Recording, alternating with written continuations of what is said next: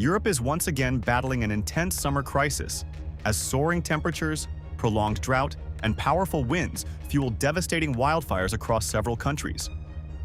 Firefighters remain on the front lines in Greece and France, while authorities warn that the continent's worsening climate conditions are creating longer, larger, and more destructive fire seasons. Scientists say Europe is now the world's fastest-warming continent, with temperatures rising at twice the global average since the 1980s. In Greece, nearly 500 firefighters are battling major wildfires near the coastal village of Porto Germano, northwest of Athens. Prime Minister Kyriakos Mitsotakis warned the country faces extremely difficult days as powerful winds, reaching up to 100 kilometers an hour, continue to spread the flames. Officials say such conditions make it unsafe even for firefighting aircraft to operate. Fires have also broken out in the Peloponnese, Crete, Paros, and Cephalonia, with thousands of hectares of land already destroyed.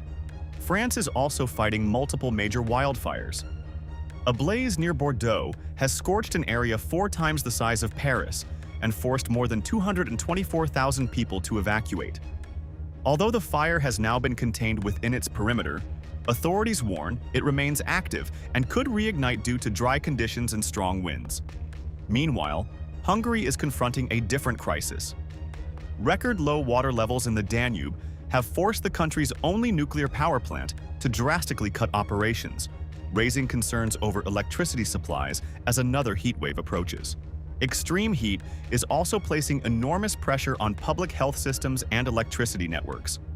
Older adults, children, and people with existing medical conditions remain the most vulnerable to dehydration, heat stroke, and cardiovascular illnesses.